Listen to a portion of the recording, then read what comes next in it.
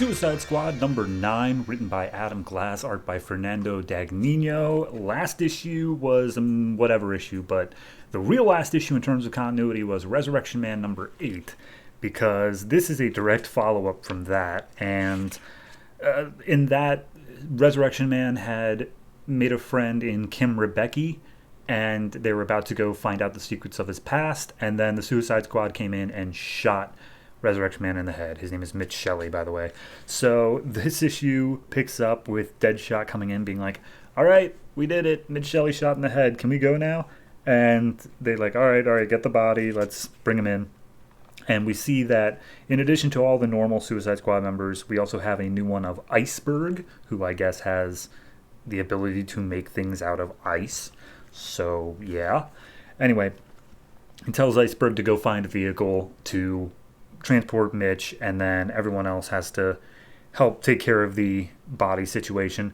Kim was, of course, standing there next to Mitch, and she's like, oh my god, Mitch Shelley is dead. I'm so sorry.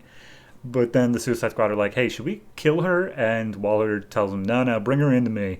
Like, I'll take care of that. So Black Spider puts her to sleep and then literally smokes bombs himself out of there. And it's like, you could have just walked, dude. And then Waller we have a little page to set up the future story of she's watching Harley Quinn go through a psych evaluation at Belle Reve, and apparently Harley Quinn is no more. It's now back to Dr. Harleen Quinzel.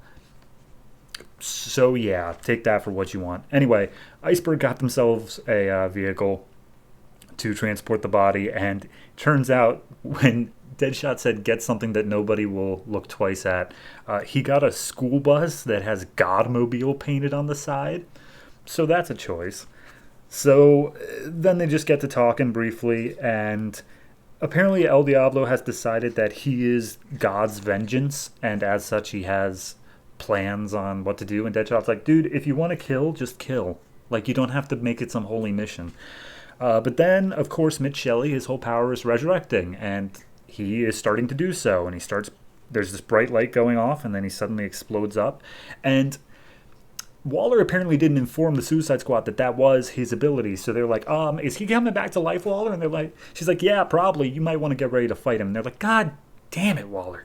So the bus explodes, and Mitch's powers this time are electromagnetic, like, working with just electromagnetic stuff, I guess. He's got like balls of light, but also magnet abilities. It's something. So Light comes in and tries to like attack him with a little light show, and then he just like, no, and just shuts her down immediately. King Shark throws something and bonks him on the head, to which Deadshot then starts firing off bullets at him, tries to kill him again. But then before the bullets connect, Mitch does the whole Matrix thing and like stops them midair and then fires them all back at the team. King Shark comes up from behind, tries to eat Mitch, and he fires off some electricity to get King Shark off of him. El Diablo throws some firepower at him, but Mitch just manages to get the upper hand. The whole time, by the way, he's screaming out like, tell me where Kim is! She was the only one who could help me! God, I hate you all so much! So Light and Deadshot manage to get together, and they're just like, okay, we need to at least lead him to the like rendezvous point, the separate point, and they can take care of him better there. So Light throws up a huge light display to blind Mitch, and then they just start running. Mitch immediately gets his bearings about him and starts walking away after them. And then El Diablo wakes up, looks over at King Shark, and sees that Yo-Yo is crawling out of King Shark's stomach and slithers down into a storm drain. And Diablo's like, excuse me? What? And I thought the same. I mean, I knew he was in there, but still. So they're running through the woods, and they're basically chewing out Waller for not telling them about Mitch's power set, and she's like, yeah, suck it up and do your jobs.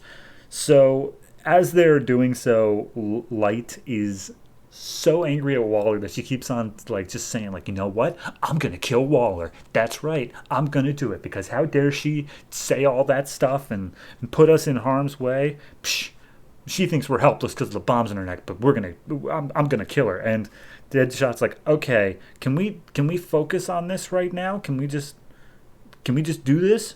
And as they run through a cave trying to escape Mitch, who's firing off lightning bolts at them, Deadshot's like, all right, here's the deal. I need you to block a lightning bolt for me.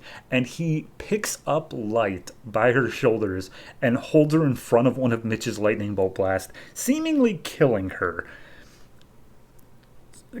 So that's a thing.